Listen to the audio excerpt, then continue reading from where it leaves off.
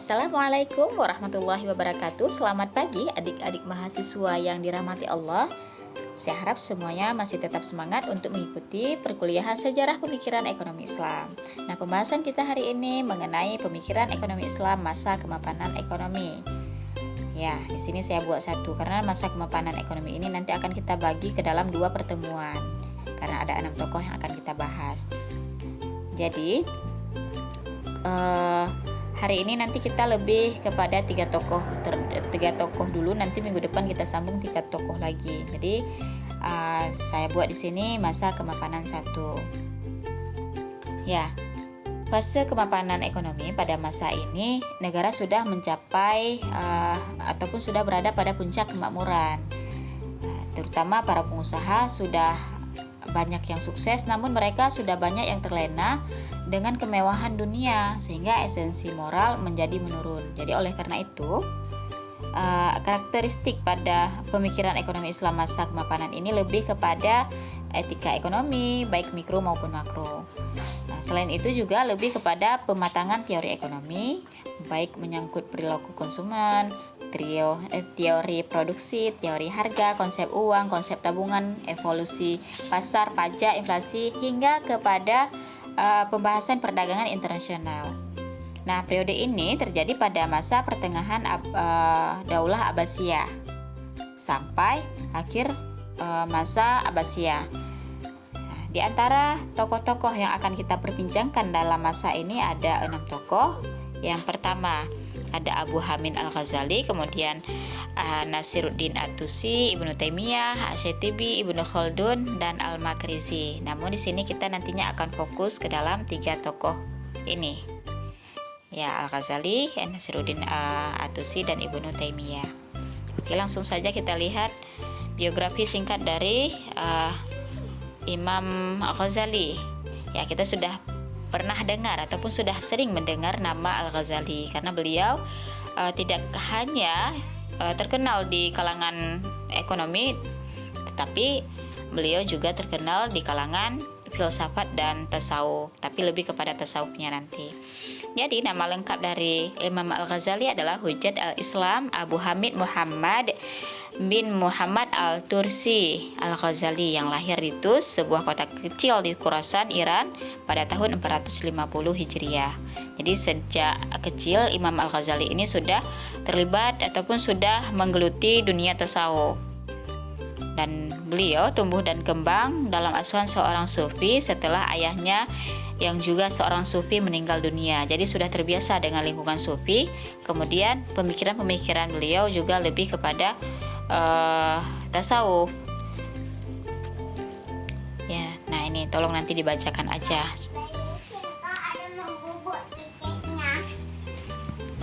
Oke. Nah, ini karya dari Al-Ghazali. Al-Ghazali ini banyak sekali menciptakan karya-karyanya. Nah, ya, diperkirakan sampai 300 karya. Dan ada 44 karya yang bercorakkan kehidupan barat gitu. Dan karya-karyanya itu meliputi berbagai disiplin ilmu, ya seperti logika, filsafat, moral, tafsir, fikih, ilmu Al-Quran, tasawuf, politik, administrasi, dan perilaku ekonomi. Namun di antara karya yang banyak ini yang dibukukan ataupun yang masih ada sampai sekarang itu hanya 84 karya. Dan di antara 84 karya itu yang paling populer sekali ini dia. Ada 7 karya. Yang pertama Ihya Ulumuddin, kemudian Zawaid Al-Aqaid, Al-Munqis min Al-Dalal, Tahafud Al-Falasifah, Minhaj Al-Abidin, Al-Mustasfa min Ilmi Al-Usul, Mizan Al-Amal. Ya, jadi di antara ini saya yakin adik-adik sudah pernah mendengar Ihya Ulumuddin. Oke, langsung saja kita lihat pemikiran ekonomi Islam dari Imam Al-Ghazali. Nah, pemikiran ekonomi Al-Ghazali ini didasarkan kepada pendekatan tasawuf karena pada masa hidupnya orang-orang kaya yang berkuasa dan syarat prestis sulit menerima pendekatan fikih dan filosofis dalam mempercayai yaum al-hisab ataupun hari pembalasan. Jadi corak pemikiran ekonominya itu banyak dituangkan dalam kitab Ihya Ulumuddin, dalam kitab Mizan al-Amal, dan juga dalam kitab At-Tibri al-Masbuk bin Nasihah al-Muluk. Nah, pemikiran sosiologi ekonomi Al-Ghazali ini berakar dari sebuah konsep yang disebut sebagai fungsi kesejahteraan sosial Islamiyah. Corak pemikirannya nanti lebih cenderung kepada konsep maslahah ataupun kesejahteraan sosial, atau dalam istilah umumnya utilitas untuk kebaikan bersama. Dan semuanya itu nanti dikaitkan dengan wahyu ilahi, karena corak pemikirannya memang berdasarkan dari tasawuf. Oke, kita lihat pemikiran yang pertama tentang pertukaran sukarela dan evolusi pasar. Jadi dalam kitab Ihya Ulumuddin ini Al-Ghazali sudah membahas secara terperinci tentang peranan dan signifikansi aktivitas perdagangan yang dilakukan dengan sukarela antara minkum, serta proses timbulnya pasar yang berdasarkan kekuatan permintaan dan penawaran.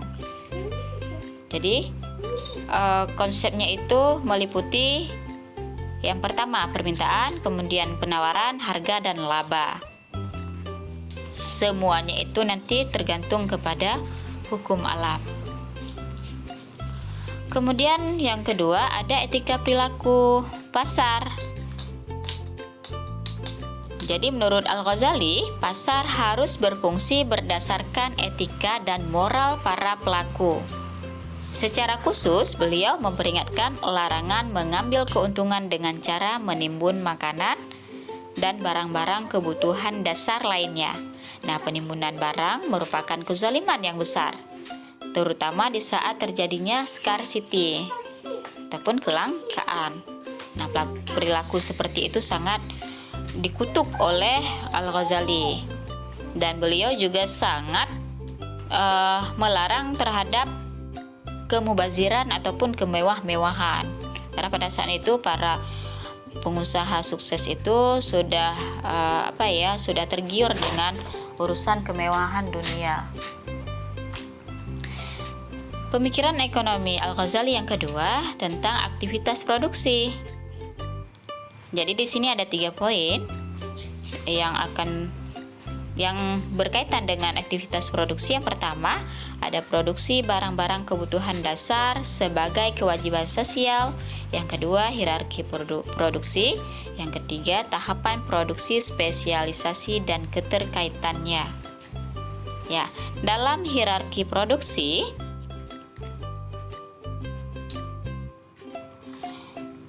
Al-Ghazali membahas tentang kebutuhan primer, kebutuhan sekunder, dan kebutuhan tersier. Ini pembahasannya juga sering kita dapati dalam pembahasan kontemporer.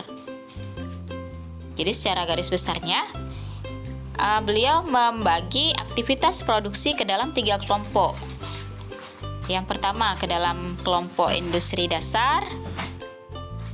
Kedua, tentang aktivitas menyokong. Ini maksudnya aktivitas yang bersifat tambahan bagi industri dasar seperti industri baja, eksplorasi, dan pengembangan tambang serta sumber daya hutan. Itu maksud dari aktivitas menyokong. Kemudian yang ketiga tentang aktivitas komplementer.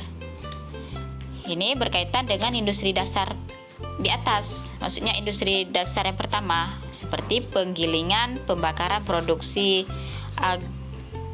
agrikultur ataupun kebutuhan primer. Nah, dalam tahapan produksi, spesialisasi dan keterkaitannya itu berkaitan dengan contohnya seperti ini: petani memproduksi gandum, tukang giling mengubahnya menjadi tepung. Lalu tukang roti membuat roti tersebut dari tepung tersebut. Jadi ini istilahnya ada pemanfaatan barang komplementer gitu ya. Nah, pemikiran yang ketiga tentang barter dan evolusi uang.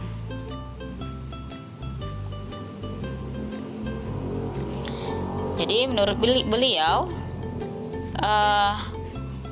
uang itu bisa mengatasi masalah, bisa mengatasi permasalahan. Namun bagaimana cara kita menggunakan uang untuk permasalahan yang timbul, untuk mengatasi permasalahan yang timbul. Karena dulu kan sistem perekonomiannya secara barter. Jadi dengan adanya uang, maka itu akan sangat membantu untuk untuk problematika barter tersebut. Jadi di sini nanti ada timbul secara langsung problema barter dan kebutuhan terhadap uang. Ya, contohnya seperti kalau barter itu kurang memiliki angka penyebut yang sama, jadi agak susah untuk dibuat takaran. Kemudian yang kedua, barang tidak dapat dibagi-bagi. Kadang kita perlu nasi, si kawan perlu ikan, tapi si kawan tadi dia tidak memiliki nasi dan kita pun tidak memiliki ikan. Nah, seperti itu. Jadi tidak bisa dibarter karena barang kebutuhan kita tidak tersedia dengan baik dengan orang yang akan kita lakukan barter. Dan yang contoh yang ketiga itu keharusan adanya dua keinginan yang sama ataupun double consign of wants. Sama-sama menginginkan nasi. Jadi mau ditukar dengan apa? Nah, seperti itu ya.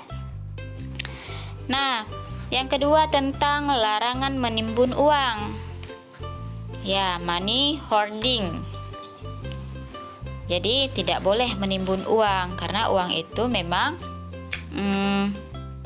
bisa memacu timbulnya inflasi maupun deflasi. Ketika uang itu ditimbun, maka itu nanti akan terjadinya inflasi. Begitu juga sebaliknya. Jadi uang itu nggak boleh ditimbun. Jadi bagaimana dengan kasus orang yang menabung, itu beda ya. Orang yang menabung memang dalam Islam itu lebih banyak dukungannya kepada investasi daripada menabung. Tapi kalau kita memang tidak mempunyai strategi khusus untuk menabung, maka investasi juga tidak mempunyai strategi khusus untuk investasi, maka menabung menjadi salah satu alternatif yang baik. Kemudian adanya tentang pemalsuan dan penurunan nilai uang.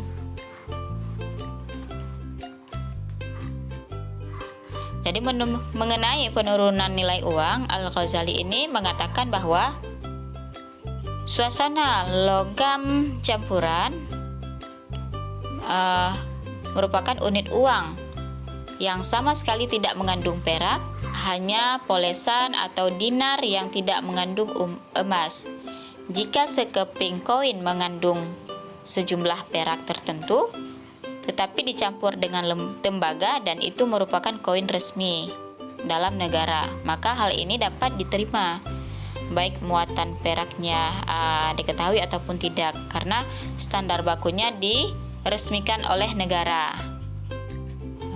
Jadi menurut Al-Ghazali, walaupun uang itu bukan dari emas dan perak, selama itu sudah diakui oleh negara, maka sah sama seperti sekarang. Kemudian larangan riba. Ya, kalau ini sepertinya tidak perlu dijelaskan lagi karena hampir semua pemikiran menerapkan larangan riba. Dan pemikiran yang keempat tentang peran negara dan keuangan publik. Ya, contohnya seperti sumber pendapatan negara, itu berasal dari mana, kemudian utang publik, bagaimana cara menyelesaikannya, dan pengeluaran publik. Sepertinya kalau untuk penjelasan ini supaya lebih paham lagi nanti akan saya bagikan bacaannya. Kita jelaskan di sini tidak cukup waktunya. Oke, selanjutnya tentang Selanjutnya tokoh yang kedua yaitu Nasiruddin At-Tusi. Nah, Nasiruddin At-Tusi ini memiliki nama lengkap Abu Ja'far Muhammad bin Al-Hasan Nasiruddin At-Tusi yang lahir pada tanggal 18 Februari tahun 1201 Masehi atau 597 Hijriah di Tus yang terletak di dekat masjid di sebelah timur lautan Irak. Ya, Nasiruddin At-Tusi ini sebagai seorang ilmuwan yang terkenal pada zamannya yang memiliki banyak nama. Ya, contohnya seperti Muhaqqiq At-Tusi, Khawaja Tusi, dan Khawaja Nasir. Beliau juga sebenarnya adalah ahli astronomi, tetapi karena beliau juga memberikan ide-ide di bidang ekonomi, maka kita masukkan ke dalam tokoh perekonomian juga. Karena banyak sekali ide-idenya yang sampai sekarang masih kita gunakan. Nah, untuk karya-karya Nasiruddin At-Tusi banyak sekali. Multi talent beliau ini. Jadi ada karya di bidang logika, metafisika, etika, dogmatik, astronomi, aritmetika, geometri, dan trigonometri, optik, dan seni. Ini nanti dibacakan aja. Kemudian langsung saja kita bahas pemikiran ekonomi Islam menurut Nasiruddin At-Tusi. Ya, ada 4 pemikiran ekonomi Islam menurut Nasiruddin At-Tusi.